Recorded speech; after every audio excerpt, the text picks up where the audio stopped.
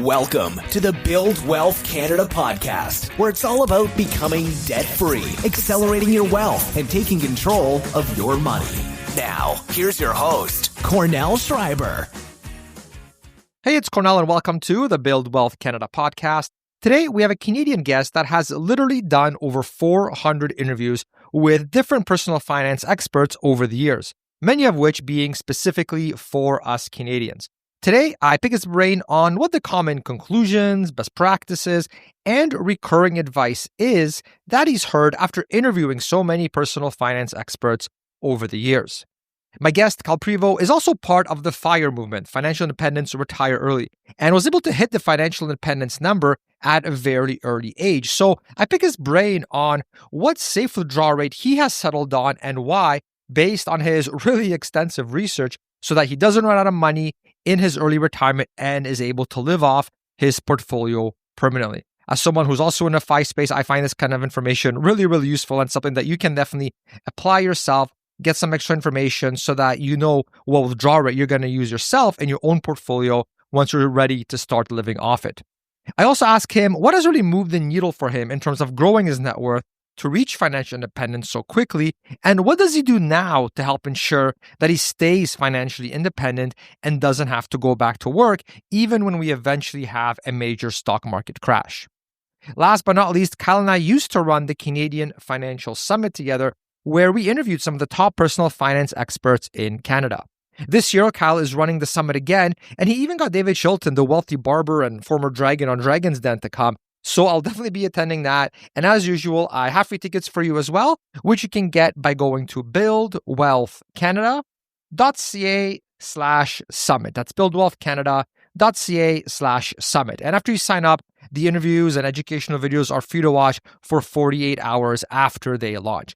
And the summit is actually happening this week. It's from October 22nd to the 25th. So be sure to sign up now. I'll be attending for sure. And that link again for the free tickets and to see all the speakers and topics as well is over at buildwealthcanada.ca/summit. And now let's get into the interview with Kyle.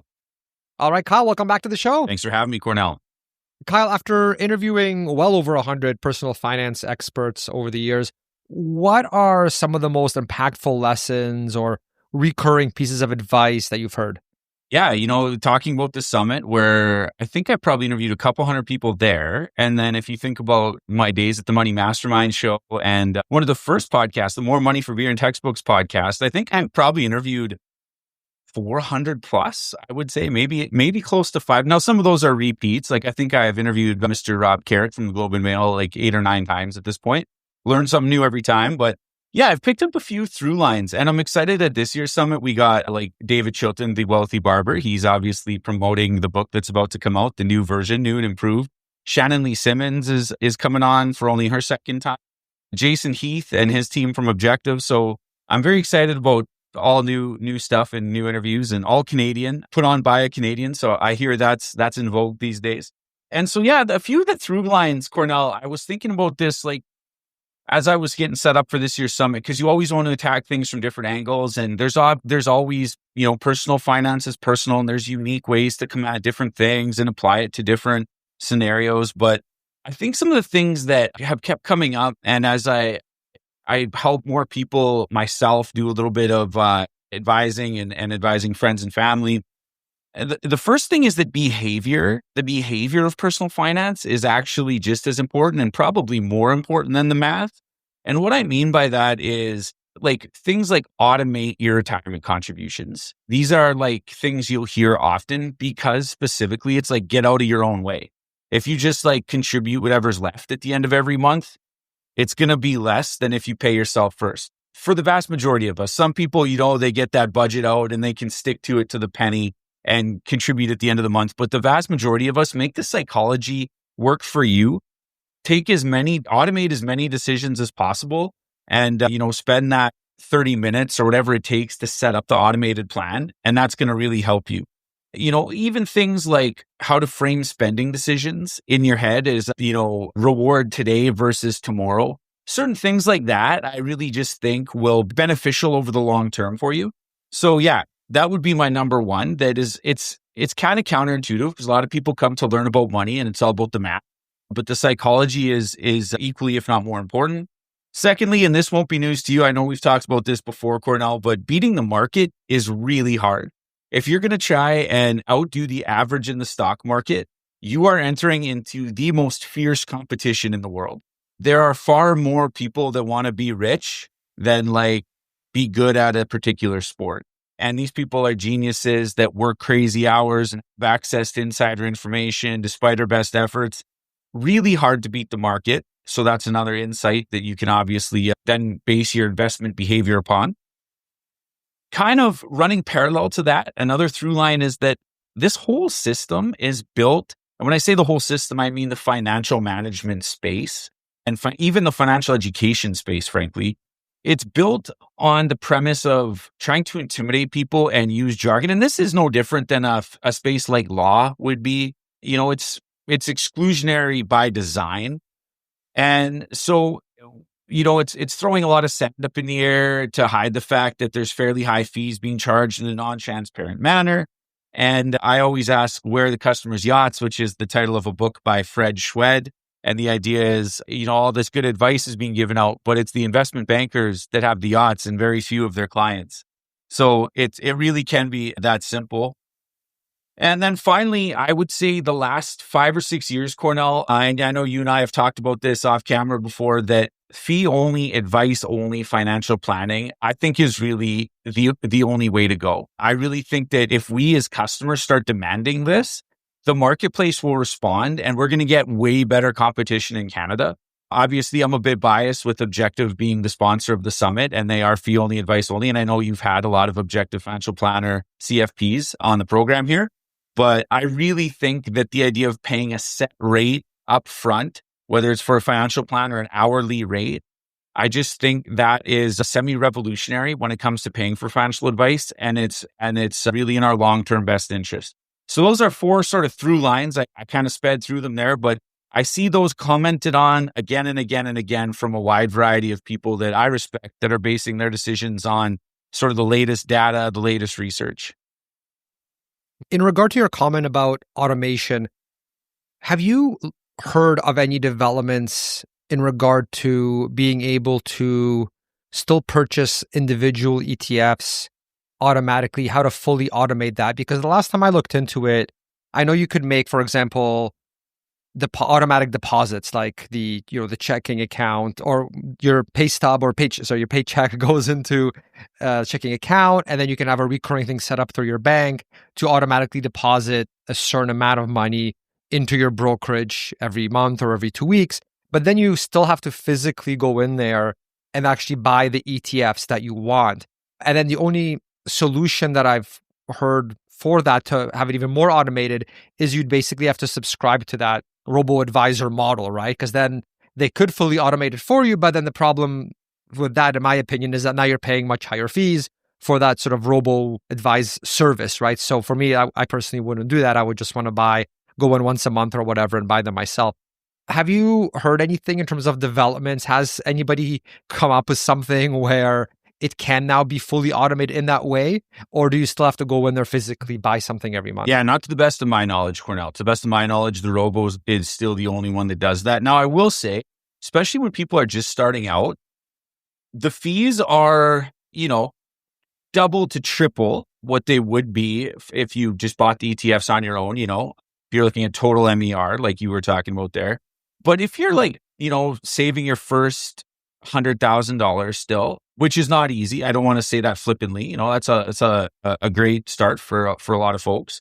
And I think honestly, the behavior benefits might actually trump the few bucks you would save every month.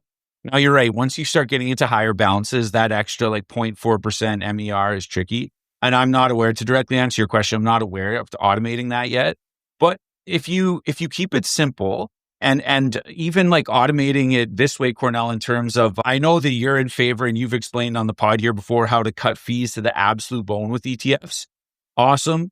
I will say, as the all-in-one ETFs get more and more and more competitive, the benefit to doing it has gotten smaller and smaller and smaller. So if you automate that withdrawal from your checking account to your brokerage account, and then you just have a little check on your calendar, and you go in and just rebuy the exact same ETF that you've considered and you're fine with that risk tolerance, that is almost as good as automating it completely in my mind. And of course, the ETF will automatically rebalance. That's true. Especially now, I noticed more and more brokerages are doing the whole fractional shares thing, which makes it even easier, because it used to be that you would have to say, okay, I've got this much dollars to invest. Each ETF is this much. You have to do the division, and then you have to round down. It's like, okay, here's how many full units I can buy of it. So you're basically doing math, which is now, again, one extra step, right? Just to be able to utilize that money. But now with the fractional shares, I've noticed in some brokerages, you can just say, they'll say, we've got whatever, X $1,000. Here's how much I want to buy as much as I possibly can with this dollar amount. And they will buy all the shares they can for that, and even fractional shares to fully use up that amount. So it has gotten, I would say, easier from that regard. It's one less math thing that you have to do. I've noticed too, a lot of them now, they're doing the automatic, a lot of the other brokerages too, they're doing the automatic reinvestment of dividends as well to help automate things in that regard as well, which I think is cool. But then also at the same time, there's that negative of, well, if you're saying, okay, always buy this particular ETF, well, what if you're already overweight in that ETF? Well, now you don't want it to automatically buy that one, right? So that's kind of one negative that I've noticed. But yeah, I was just curious to see if you've heard anything, because you're close to a lot of different experts here too. Because it sounds like something that someone will come up with eventually. You know what I mean? To fully automate that piece. I do think, like, buy the same asset allocation ETF every month, and then that's it. Right? Yeah, I do think that those all-in-one ETFs don't get enough credit. Basically, that, you know, they were kind of a revolution and are kind of a revolution. And you and I know, talk about them, but I just think there's so little money to be made by anyone. So like, there's no big commercials, and I just think that they don't get enough cred for what a great product they are. And yeah, you talk about democratized investing. I think the all-in-one ETF is going to save people way more money than, slightly cheaper trades, whether it's, $5 or $0. I think that gets overrated versus the sheer convenience of an all-in-one ETF. For sure. And just for anybody maybe new to all the jargon, when Kyle's referring to all-in-one ETF, that's basically is interchangeable with asset allocation ETF. You've heard me mention asset allocation ETF on the show many, many, many times. Hopefully, listeners aren't sick of it, because I'm such a fan. I mean, especially when I'm talking to some family who aren't as big money nerds and as into this as I am. They don't want to go on a spreadsheet and rebalance and fine tune these little things. They just want a simple solution and go on with their lives. So I've been basically going on and on about how I love these asset allocation ETFs, these all-in-one ETFs. Portfolio ETFs in some places. If some of the American media, I think, is taken calling them portfolio ETFs. But yeah, I totally agree. Okay. So it's nice to hear that you're also very positive in terms of your view of them, just because I've, like I said, I keep talking how great they are, and Kyle's also very respected in the space. So it's nice to hear that the audience gets to hear that it's not just me saying good things about them. We've got other people as well speaking. And I know the people that you've interviewed in the past as well. I mean, so many of them have said so many positive things about them as well. Like you said, it's a complete game changer for Canadians, making it easier than ever. Okay, that's wonderful. So Kyle, a few years ago, you created a retirement course where I remember my favorite section being your findings on the safe withdrawal rate. In other words, how much can we all withdraw from our investment portfolio to be able to live off it long term? What are your current thoughts on a safe withdrawal rate based on the research that you've seen, and have your views changed at all over time? Yeah, I think you were one of the first guys actually to read 4 Steps to a Worry-Free Retirement, Cornell. So thanks once again for that. Folks can check it out. It was really well done. worryfreeretire.com if they want to see what the course is and what it's all about. And yeah, I took a deep dive and looked at, and I don't know, probably at least a dozen academic papers, and then a ton of content written by CFPs, a couple economics PhDs from down in the States who wrote on a blog. The main researchers I ended up really keying in on were Bill Bengen, Wade Pfau, Karsten Jeske, and Michael Kitces. I'm hoping I'm pronouncing those names correctly. But yeah, those folks were the ones that I have really, they've studied this for years and years and years, a wide variety of markets. They've looked at it from an international perspective. And I know you and I have talked about the 4% rule before, Cornell, but just to remind everyone and flesh it out, this doesn't mean you withdraw 4% of your initial, nest egg or portfolio number at the start of your retirement and withdraw the same amount every year, obviously you're going to lose the ability to purchase the same basket of goods due to inflation if that were the case. So I'm trying to get this thing going where I call it the 4% plus inflation rule, but it's obviously not as catchy, but it does better explain what's going on. So you will actually maintain the same level of spending power throughout your retirement is obviously the goal.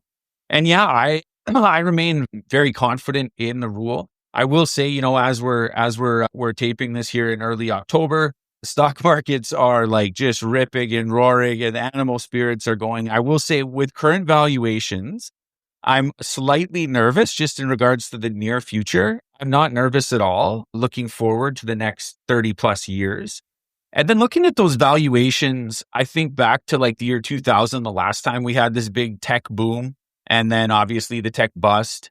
And looking at 2002, you have another tough market. 2008, if you'd started your retirement in the year 2000, which I don't believe we're currently at that level of manic activity. In fact, like not even close really. Those people, if you would invested at the worst possible time in the year 2000, you'd still actually be just fine right now in retirement. Taking out 4% plus inflation, going through all those worst case scenarios in your first like 8 years, going through the so-called missed decade in the USA. So I'm still quite confident. In fact, as you and I have talked about, when you're withdrawing in retirement, a lot of people pay attention to the worst case scenario in terms of running out of money at the age of 93, 94. But I think there's also risk that has to be accounted for of like foregoing some really fun opportunities earlier on in retirement. And you have to balance both of those things. I'm not Mr. YOLO or whatever here as far as, spending 20% of your retirement in your first year. But I think you do have to balance out the fact that not everyone lives to 93 or 94. And, as I see loved ones in my life deal with cancer or deal with like early onset dementia, you really do have to balance out both sides of that equation in your plan. You don't want to run out of money, but you also have to balance out like, man, I wish I would have done some more things with my loved ones. I wish I would have quit a couple years earlier to spend more time with grandkids, your partner, whatever the case may be. So yeah, all that to say, I'm still a super big fan of the 4% rule. Nothing has changed there. Awesome. Yeah, it's been interesting because I've noticed, so Ben Felix from PWL Rational Reminder, and the PWL team in general, they seem to use a much lower rate in some of the content that they've published. And then you've got on the other side, you've got, I believe it was Bill Bengen, he has a new book coming out, or maybe it's already out. And he's talking about the 5% rule, if I'm not mistaken. Yeah. And like actually how 4% was a little too conservative, how we can actually do more than that. So yeah, I just thought it'd be interesting to get your take on kind of where you fall essentially when it comes to that. I mean, Ben and the team there at PWL, they do have a good point in terms of them using US returns to calculate the 4% rule. So essentially they've picked the, last 100 years of, I would say, like the greatest economic power dynamo ever created by humanity in the modern USA, especially coming out of the world wars. So I get what they're saying, but when we look at international developed country stocks, basically you would have to take the USA getting obliterated in a world war scenario before we could mimic the results of like pre-war Germany or Japan, which obviously were big economies going into the World War era. So, I mean, do I think the USA is likely to be obliterated in a world war? Like, no, I don't. And frankly, if the USA is obliterated in a world war, I'm not too worried about my stock portfolio. Now, the PWL team too, as all advisors, they have a bit of a bias there in that they want that clickbaity headline of saying, no, it's actually 2.2% or 2.3%. And here's the reasons why. And then they say, but here is the best way to maximize. And then once you start reading the fine print, they do talk about, using valuations, using things like annuities to annuitize and take some of the risk off the table and looking for that optimum balance for each individual. And I get what they're saying, but, there's obviously a vested interest because you need a lot of financial advice to put a nuanced plan like that into place. I'm not saying it's not a good plan. It is. I fully intend to annuitize a little bit of my portfolio when I reach a certain age, but all that to say, that's where some of those low numbers come from. Is it's like, well, here's the bad news, and if you're scared of it, I can tell you how to protect against it. Gotcha. And then for yourself, Kyle, if you were to, like, I know you've already hit your fine number, but I know you also have like side projects that generate some income, things of that nature. If you were to do the full-blown traditional retirement where, let's say, you're not working, your wife's not generating income either, is the 4% rule something that you would use yourself, or have you found, because I know you've researched this quite a bit and there's so many ways one can tackle this, so many different methods. Is that something that you would use yourself, or would you go with some of these other ones, like, variable percentage withdrawal, or, using like guardrails of some sort, things of that nature? Can you maybe speak to that? Yeah, I would 100% use the basic 4% plus inflation rule of thumb. I will say, I think that if I ever got to the point where my portfolio had grown so much faster than inflation that I was now withdrawing less than 3%, I would up my spending to like maybe the 3.5%, somewhere in there, because that's probably coming at the end of like a lot of really good years, maybe even a little bit higher than that. But essentially nothing fancy. And yeah, I would keep it simple with 4% plus inflation. Gotcha. Awesome. Yeah, that's good to know. That was actually my follow-up question was, what would you ever adjust it depending, because a lot of times the 4% rule results in us actually having a much higher portfolio, basically dying with a very, very large portfolio because it was made to survive these sort of worst case scenarios, right? So that's really good to know. And now a quick message from one of our sponsors. It's the small things that make us Canadian. At BMO ETFs, all of our tickers start with Z. That's right, Z, not Z. From ZSP to ZEB, we know how to build solutions for the Canadian investor. So the next time you invest in ETFs, consider a Z instead. Visit BMOETFs.com for more. Changing subjects a little bit, I know living abroad and traveling is something that you and your wife have done a lot of. When it comes to saving money on travel, can you give us 3 to 5 or so pieces of advice that you found really moved the needle for you when it comes to either not overpaying or where you were able to really maximize the value that you received per dollar spent? Yeah, I'm not a travel blogger. I don't pretend to be like the best deal finder. I kind of try to get the 80% with 20% effort kind of rule when my wife and I travel. And so when I was thinking about this, Cornell, I was like, I don't want to just do the same, like don't check a bag, like the same tips that everyone else gives. So I thought, like, here's sort of the big picture things that I found actually have helped in practice. Overwhelmingly, by far, the number one thing you can do to save money while traveling is to be flexible on both timing and location. And not a lot of people want to do that. We live our lives dominated by the school year in a lot of cases. People want to see very particular parts of the world, whether that's due to social media, whether that's due to just, Rome is an awesome place to see, or Paris is, whatever the case may be. If you're flexible in both timing and location, you can save a ton of money. There's just no way around it, especially these days with like ChatGPT or another AI in combination with like Google Flights and stuff like that. It's not even difficult anymore. But you have to decide, what sort of holiday you want, or even something like, if you look at cruise schedules and you are flexible with where you want to cruise, you can cruise for like 90% off if cruising is your thing. But you've, again, got to be flexible. And so a lot of people do it the opposite. They're like, here's when I want to travel. Here's what I want to see. And now what's the cheapest I can get it? And there's just going to be a limited band for how much you can save if you plan that way. The other one I don't see talked about anywhere, maybe this is just unique to my wife and I don't know, but I think for getting maximum utility, if you can travel somewhere where you have a friend who's been living there for like at least 6 months, ideally they would have grown up there. That is awesome. It sounds like, but it raises the floor. Like your worst case scenario, if you've got a friend that lives somewhere, is still really high because they know the best places to eat. They know like, oh, don't go here at this time. That place is packed. In a perfect world, maybe they can tour guide you for a few days. Obviously, you as the visitor have to kind of read the room and feel out, make sure you're not being a pest to anybody or getting underfoot. But I really think that's like a great way to maximize travel. A lot of people really look forward to showing off their city.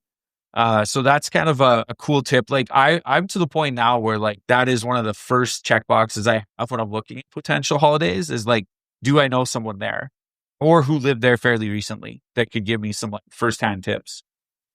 Another one. Sorry, how do you meet people like that? Because I imagine some of us, if we've grown up in Canada most of our lives, I mean, do you meet people through like blogs or I don't know? Yeah, how It's simple, Cornell. how do you make friends, You Kyle? just become an international school teacher. And once you're an international school teacher, you'll just meet everyone. That is obviously something my wife and I have enjoyed.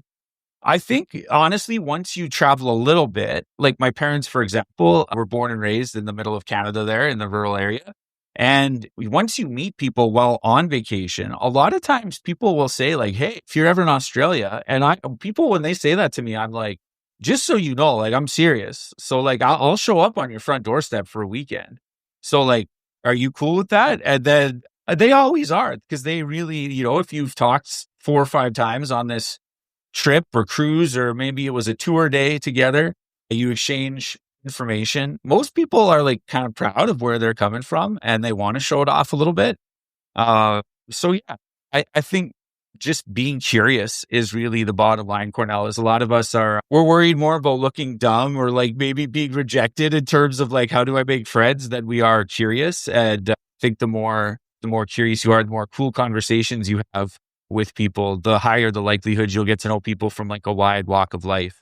Awesome. All right, thanks. That answered my question. I cut you off though. You had some other tips, I think, that you had lined Another up. one, Cornell, is like, honestly, I think social media is doing something weird to us when it comes, well, in general, but specifically for this, when it comes to like planning trips, because it's almost like a keeping up with the Joneses mentality of like, oh, they went to, the Amalfi Coast. So now all of the cool kids went to the Amalfi Coast. So I have to go to the Amalfi Coast and take a picture.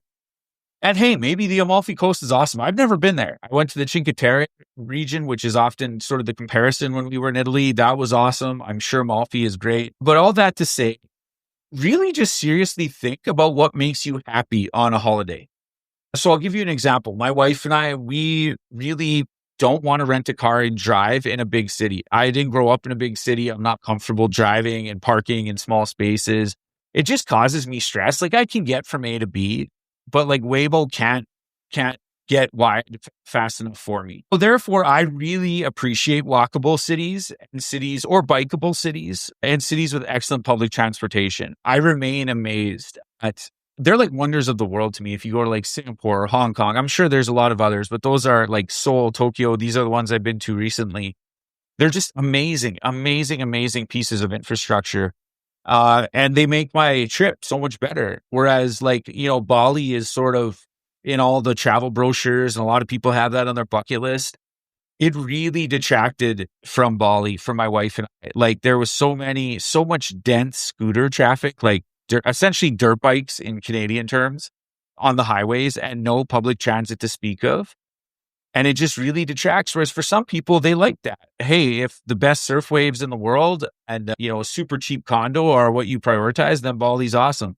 So really, before you say like, I want to go there, like think about what you actually enjoy out of a holiday, whether that's going to provide it. And then the last one I kind of had written down here, Cornell, was just generally speaking, for most people, pick fewer things and do them well. And do them at a slightly more relaxed pace. I think a lot of people travel with this like scarcity mindset. I know I used to do it. And it's like, I'm only going to be here once, check. And by halfway through the vacation, you're exhausted. Some people have that battery that they can just go for 2 weeks or a week straight, but not me. So I think you're better off doing fewer things, but really doing them well. That's great advice. Yeah, especially like we have kids and I'm definitely that kind of guy that let's get as much done as we possibly can. So the last trip, the kids were like, hey, could we maybe next time take a little day break here and there? So I hear you. I think that's probably good advice. Keeps the family happy as well. That's awesome. Thanks, Kyle. Yeah, I know you've done so much traveling, and I know the kids and I, and my wife, we're trying to get some more of that done. And obviously us Canadians like to travel in general. So it's good to hear it from someone that's been doing it for as much as you have. That's awesome. So yeah, changing gears once again, now that you've hit your financial independence a number of years ago, do you still find earning more money to be a motivating factor for you? The last time you were on the show, you mentioned that it was, as it lets you experience more when it comes to traveling, among other things.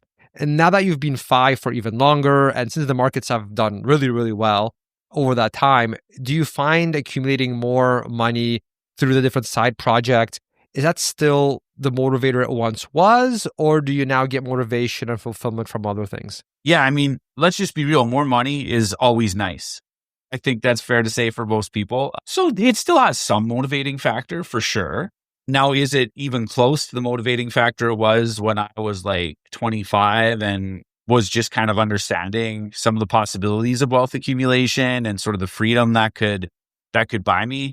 No, it's not. It's not the same motivation factor. But, I don't know what you felt about it, Cornell, but I think there's an interesting psychological development when you've reached that number. And, some people jokingly call it like FU money or whatever moniker you want to put on it. All of a sudden, you feel a little more free, whether it's working somewhere and you're like, oh, we got a new boss and they suck. Okay, bye.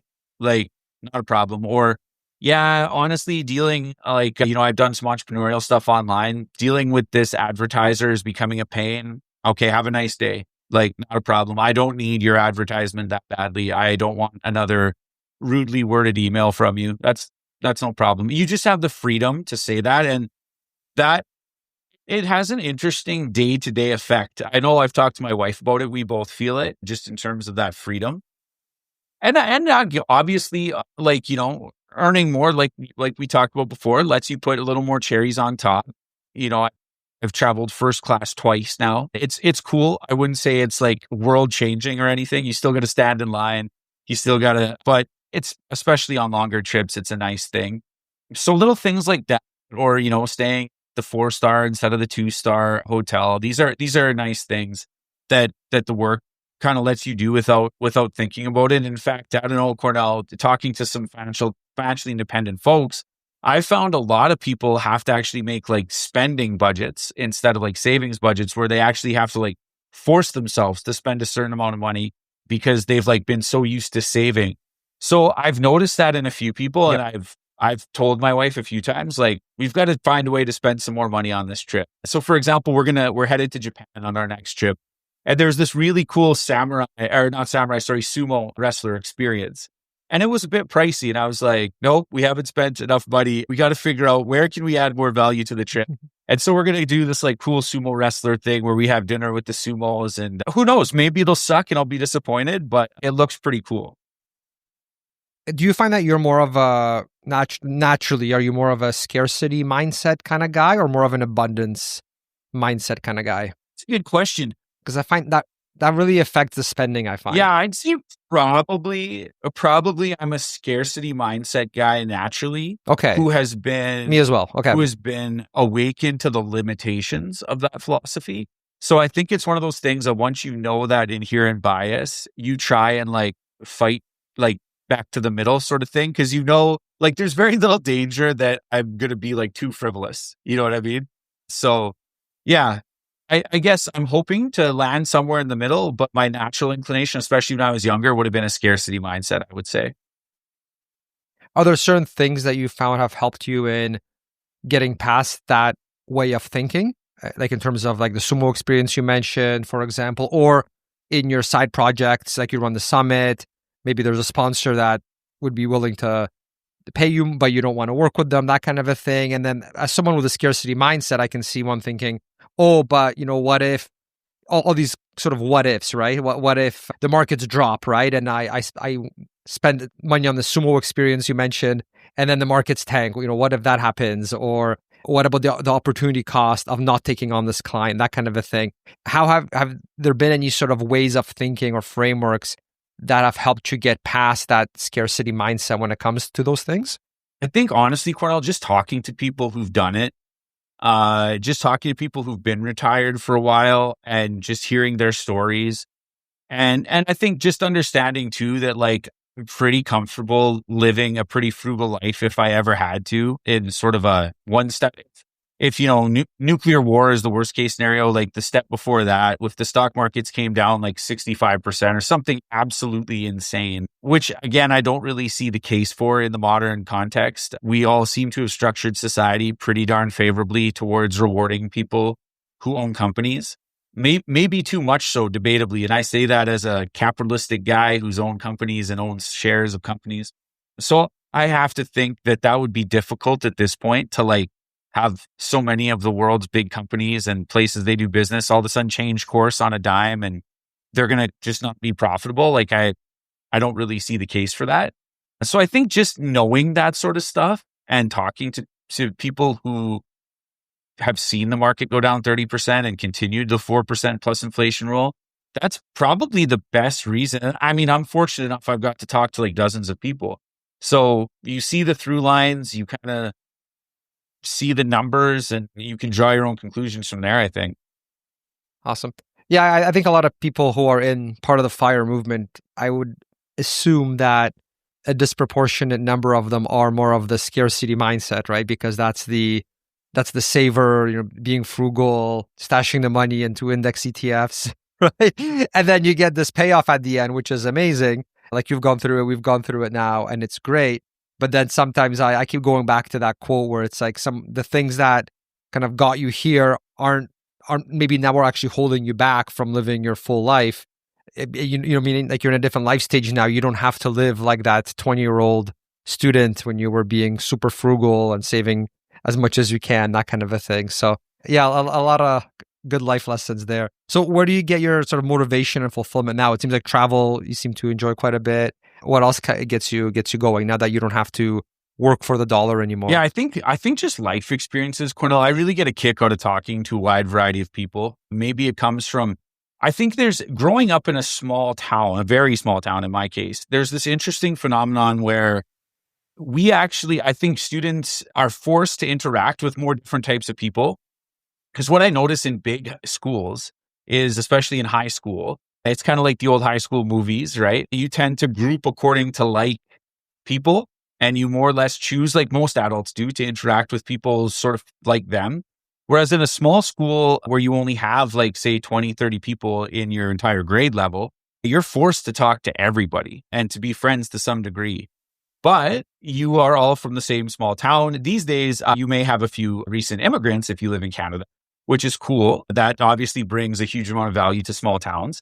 But you have this combination of being sort of a little bit more naturally talkative and a little bit less intimidated by conversation than the average person, but also not getting a chance to talk to as many people from a wide variety of backgrounds. And I've just noticed that over the years. And so anyway, I really enjoy doing that. That's a roundabout way of saying I really enjoy just chatting with people in different places. And another thing getting fulfillment is just, I've always enjoyed working out, but man, working out at the end of a long workday. And like, I know in your case, in my case, Cornell, we were working at the same time as we were sort of building other side things as well. So for me, it was sometimes like there were times in my life where it was like working the full time as a teacher, taking a master's degree, plus, managing some online stuff. And it was just, my physical health did suffer. So it is super nice now to like really have the time to dig in, to do some research. AI has been awesome for that, and really put some of that research into play in a long-term way and see the benefits of it, and not feel super rushed to get the workout in, or you can't say you don't have enough time to cook that healthy thing anymore. So that's been quite fulfilling as well. Right. Yeah. Awesome. Yeah, it's good to know. Yeah, there's definitely a lot of commonalities. I've noticed people that hit that retirement number, that financial independence number, and then, yeah, they're looking for those other things, right? Like, where do you get fulfillment now? Where do you get motivation? What should you focus on? That kind of a thing. So it's always neat to hear from others who have done it, have achieved it, and what's working well for them. So thanks for sharing that. And now a quick message from one of our sponsors. There are so many opinions on how to invest your money today, but it can be hard to find credible voices to rely on in the world of finance and investing. One resource I turn to every week is the ETF Market Insights YouTube channel, led by today's episode sponsor, BMO ETFs. Market Insights brings in industry experts, and their weekly episodes cover the hottest themes like inflation, infrastructure, healthcare, and more. Tuning in helps me stay up to date on what's happening so I can be a smarter investor. And you can also submit your own ETF questions to be answered on the show. So do yourself a favor and subscribe on YouTube to ETF Market Insights, or visit etfmarketinsights.com so you can be notified when future episodes go live. Switching gears a bit, if both you and your wife were to stop generating any additional income through part-time work or side projects, how would you approach your cash position or your security blanket, if you will, as well as your asset allocation? Yeah, I think If you'd asked me probably any time in the last 10 years, Cornell, I'd say it wouldn't change very much at all. The asset allocation is what it is. I understand the mathematical drawbacks of having a very high percentage of our portfolio of our net worth in equities. We do both have small teacher pensions too. Obviously, I'm not collecting them yet, but neither of us are collecting them because we're too young. But those are also nice little safety blankets that not everyone enjoys, obviously. So those things wouldn't change. I will say, and I know you want to talk a little bit about the current stock market today. I do find myself almost just instinctually keeping a little more cash in the brokerage account just because stock valuations are so high right now. And that gets into a crazy long discussion on like, could they stay high for 2 years? Absolutely. Could they go higher? Yes, they could. Do I think that we're going to stay at the same price to earnings multiples that we're at now forever? No, I do not. Now, do I recommend most people try to time the market? No, I don't. Most people are very bad at it. In fact, just mentioning it, I start hesitating because I think people's eyes start to glaze over and pretty soon they're like, you know what? I don't know about this whole investing thing. I'm just not going to bother opening an account. And that's like the worst case scenario, really, because you're just going to miss out. So there's sort of layers to how I would talk about this, like with a fellow money nerd like yourself versus like, hey, how do I get started with investing? So yeah, now that we've retired, given how high the price earnings are, given the unbelievable run that stocks and equities have been on around the world the last 2-3 years, I do find myself keeping a little more cash, but the vast majority of the time I'm fully invested and will remain so. So are you mostly all equity for the most part, plus some of the cash on the side, or do you do bonds as well? Yeah, I haven't even bothered with a bond allocation, Cornell, just because I have still relatively young and have such a long, hopefully long investment time horizon.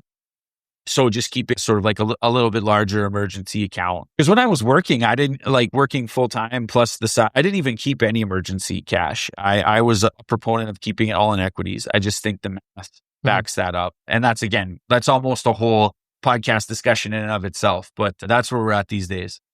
Are there certain rules that you follow for yourself to determine how much cash? And when I say cash, I mean like, something like in a hydro savings account, I hear you. Or like a money market ETF, something of that. Like, so you're still earning some interest, not literally cash, right, but obviously not equities. So do you have some sort of rule or framework or personal policy that you use to determine, okay, especially in times like this, right, where the stock market's just been on a tear. I mean, we're all happy, but also, we're a little scared, looking a little nervous. that helps you determine how much cash you want to keep, because there is always that battle, right? It's like opportunity cost, and some people will say, oh, well, 6 months worth of expenses. Others will say, okay, well, 2 years is good because when there is a correction, not all the time, but a lot of the time, they do recover within 2 years. And then you look at something like 2008 as like a worst case scenario. And then there, depending how you look at it, right, it could be like 4.5, 5.5 years, depending on how you sort of where you start counting, right, whatever the dates you use, right, in terms of like how long it takes to recover. So, I mean, I've personally been looking at all these things and trying to figure out, okay, if we did have another big correction and we don't want to go back to 9 to 5 full-time work, what's a good cash amount? Have you thought about this as well? And is there something that you've settled on, or are you still kind of deliberating it in your head? Yeah, I read a ton about this when I wrote the course, Cornell. And again, the math on having a cash wedge, or like, especially once you get into like 6 months plus, like 2 years worth of in cash, it's going to be a pretty serious drag on the portfolio. There's just no two ways around it. And I mean, it takes 2 years to recover, but on the other hand, like, you start with $1 million, you withdraw, you're down to 900,000. Market hits, you're down to market bottom hits, you're down to 650 or 700,000. Well, now companies are cheap and they're still making money, because guess what? Big companies make money in this world. And like I said, I see nothing that leads me to believe that we are on the verge of a communist revolution, so to speak. In fact, much the opposite. I see China becoming more and more capitalist every day, it seems.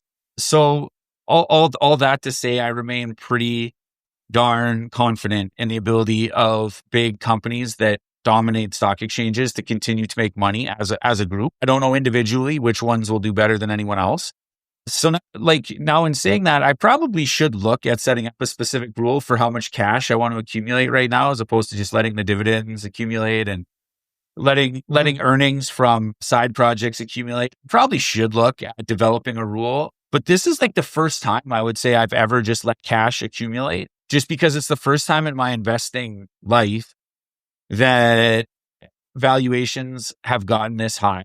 I wasn't in the markets yet in 2008, never mind back in 2000, 2002. Hey, by the way, if you're listening to this and you don't understand what valuations mean, just ignore it. Just keep buying an all-in-one ETF and forget that these money nerds are discussing the economy like this. Probably will not affect you at all. So I want to say that to like the benefit of the average person. Now, if you're like, you took a few economics courses in university and you enjoy listening to geeky podcasts like ours, hey, by all means, let's discuss what a current PE ratio versus, price to revenue model or whatever the case may be. We can talk about that. But I don't want to make this more confusing for folks than it should be. Mm-hmm. One thing I want to briefly discuss is, so when we talked about, let's say, 6 months of expenses or 2 years, things of that nature, sometimes I think there's different ways of approaching it, obviously. The most common way that I've heard just from the interviews that I've done is, like, let's say you were to do the 2 years. It wouldn't actually be 2 years of cash per se, because you would basically take what you would need over those 2 years, but you would subtract things that are relatively reliable income, right? So like interest that you would receive, dividends that you would receive, government benefits that you would receive, things of that nature.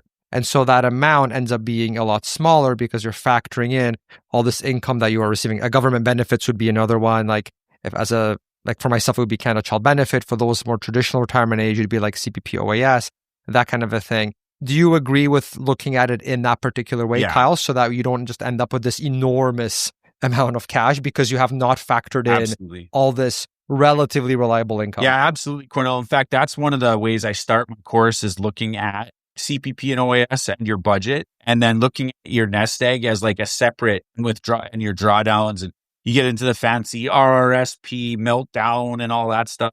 That's almost, to me, like, obviously you'll integrate it in your final plan, but that should almost be looked at separate from your like set, exactly what you just talked about, your set money that you'll have coming in every year.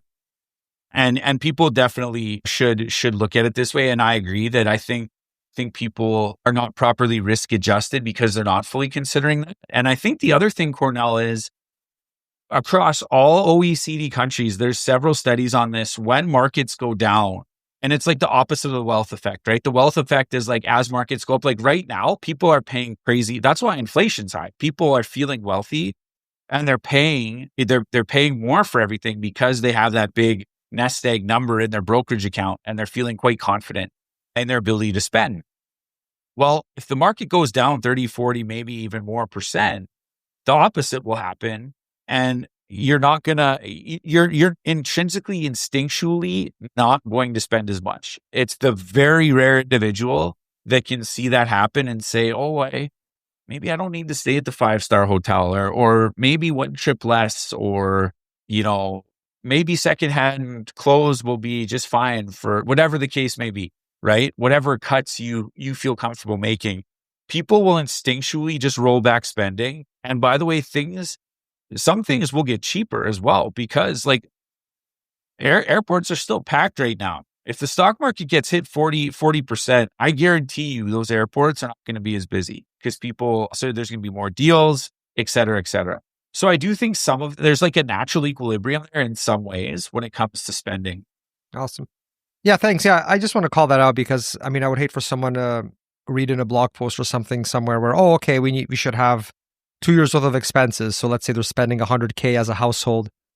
So then they might translate that to, so that means I should therefore have $200K in cash, just sitting there in like a high interest savings account. Interest rates are low right now as well, relatively speaking. So, and $200K is a lot to have in cash, right? And so that's why I really want to call that out where, hold on, let's subtract the amount you need, factoring in things like those interest payments, those dividend payments, government benefits you're getting. Let's be really clear here, Cornell. The math is that you should be fully invested all the time. That's what the math is showing over 20, 30-year periods. You should be fully invested, whether that's stocks and bonds or purely stocks. You should be fully invested. You should not have a cash wedge. I know some people disagree, but what that is it's managing behavior. So now we get back to the first thing I pointed out today, which was the behavior versus math of personal finance. And so if that cash wedge, if that high interest savings account helps you manage your emotions and not sell at stock market bottoms, it's awesome. That's a great tool for you. But let's be clear, that's what you're doing here. It's not that you're going to increase returns. It's that you're behaviorally managing yourself. So, hey, look at it from that angle and make it a well-informed decision. Right. You're not watching the stock market every day, seeing what the markets did, stressing out because, valuations are high. What's going to happen next? Right. Yeah, that makes sense. And Kyle, just second last question for you, just especially for anybody that is maybe fresh out of school or someone that's trying to accelerate their net worth as quickly as possible. Over the decades, what factors have truly moved the needle for you in terms of increasing your net worth? Yeah. So the thing is, Cornell, some of them you can control and some of them you can't. So for example, the older I get, the more lucky breaks I realized I had. And I specifically read, I want to say it was Kahneman and Tversky that I read, where they talked about, as human beings, we always notice the headwinds that we're running into. So we remember all the unlucky breaks, but we never remember the tailwinds. We chalk that up to like, I deserved that. I was smart. I worked hard. So look, I was fortunate enough to meet my wife when I was like 19 years old. We started dating when I was 20. That obviously is lucky for a wide variety of reasons. The least of which is probably financial. But there's no denying that, like, when you find a partner earlier in life, finances do get easier. It increases your ability to save. There's some really interesting data out there on young men and our differences in behavior once we get married. And I think I probably fit into a lot of those sort of stereotypes or averages, so to speak. So that was something that I had no control over, that the world flipped my way, and it worked out well for me.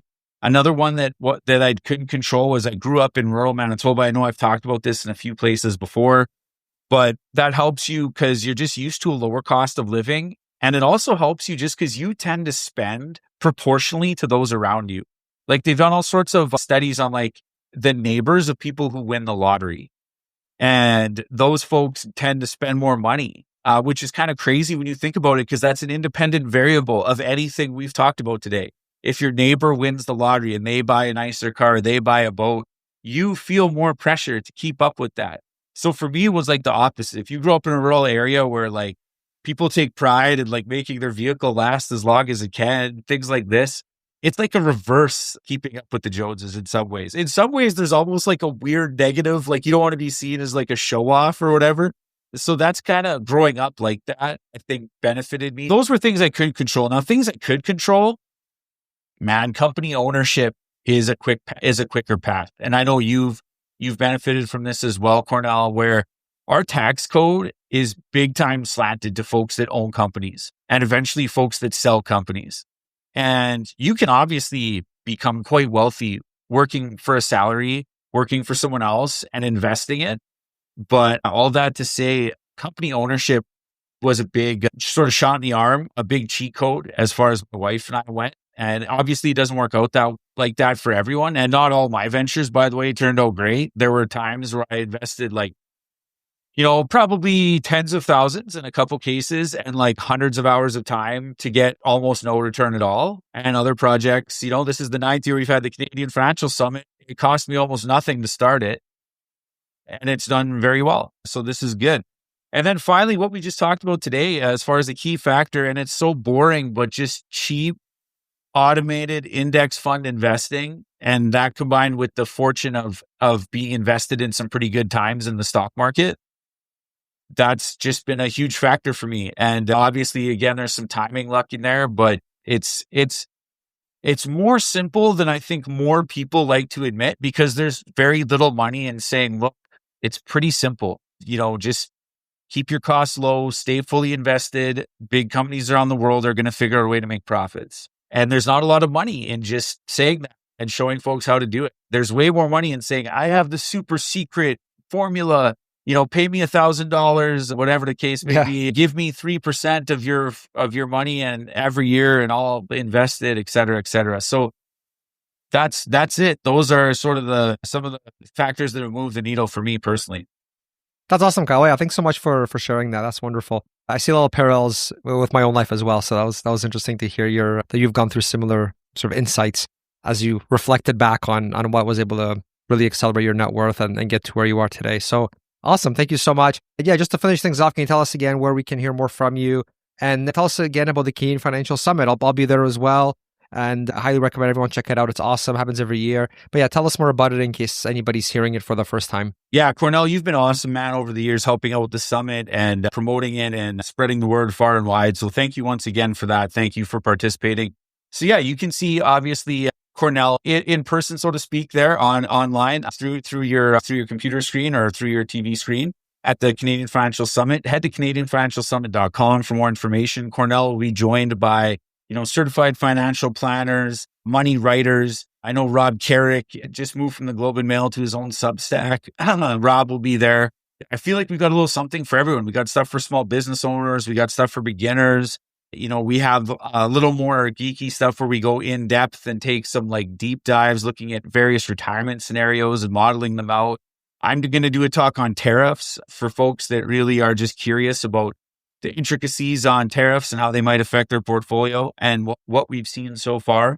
So yeah, head to CanadianFinancialSummit.com, sign up. It's totally free to view for 48 hours. We then have an all access pass that I'll make sure to tell you about because that's how we make money. But there's no catch. You don't need to put in a credit card. Just send me your email address, enter it in, and you'll get an email back saying, here's how you should watch the summit.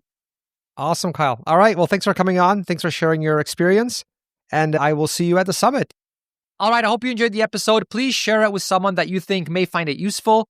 And of course, leaving a review on Apple Podcasts or Spotify is always super appreciated as well. Thanks for listening to the Build Wealth Canada podcast at www.buildwealthcanada.ca.